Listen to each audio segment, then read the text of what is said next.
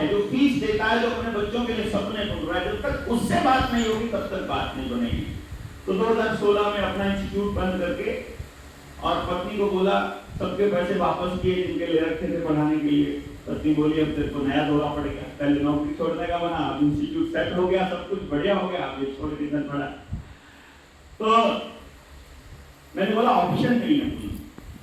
कारण क्या है, मैं जहां पढ़ाता था वहां से उस मेरे ऑफिस का टॉयलेट एक दिन बंद था, अंदर से कोई गया हुआ था, तो मेरा बेटा नीचे चला गया मार्केट के टॉयलेट में और आने में उसे देर हो गई।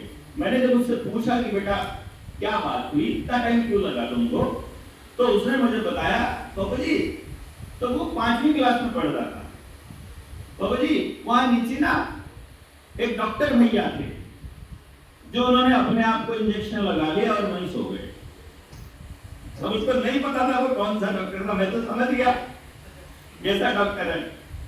मैंने मेरे पास जो बच्चे पढ़ने आते थे, क्योंकि मोटी फीस थी तो मोटे लोग पढ़ने आते थे, तो एक शहर का डीएसपी था, उसको फोन किया, मैंने कहा भाई साहब ऐसे से करके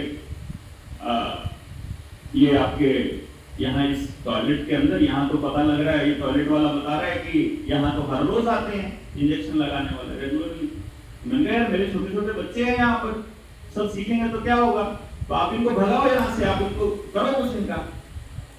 मुझे जो जवाब मिला, उन्होंने कहा डॉक्टर साहब आपकी बात बिल्कुल सही है, मैं इनको यहाँ से भगा भी दूंगा। देखो मैं गिरफ्तार नहीं कर सकता, क्योंकि गिरफ्तार करते ही ऊपर से कॉल आ जाती है, इनके पल्ले कुछ होता नहीं है। जो ये वाले हैं जो मतलब इक्के दुक्के जो लेते हैं, खुद इंजेक्शन लेते हैं, इनका हम कुछ बिगाड़ नहीं सकते।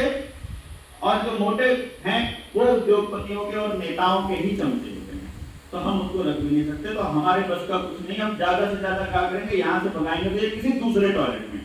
तो मैंने कहा फिर मेरा बच्चा तो कभी ना कभी किसी दूसरे, तीसरे, 10वें, 1000 में टॉयलेट में भी कर सकता है ये काम।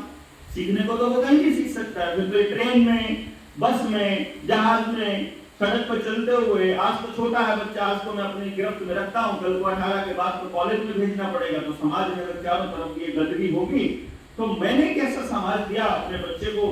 इस लॉजिक पर मैंने अपनी पत्नी को समझाया कि देखो रुपया पैसा बहुत कमा लेंगे, कभी भी कमा लेंगे, ये हुनर अपने पास ऐसा है, लोग बेवकूफ बनाने हो कभी बना लो, बेवकूफ बना रहे ना सारे स्कूल वाले, जितने कोचिंग सेंटर वाले, कभी भी बना लेंगे, क्या दिक्कत है। अगर समाज को समझा के एक बार ट्राई करेंगे, देखेंगे, समझ में आएगा तो उसी काम पे करेंगे। क्योंकि मेरा फर्ज है एक बाप होने के नाते अपने बच्चे को उससे बेहतर समाज देना जैसा समाज मुझे मिला।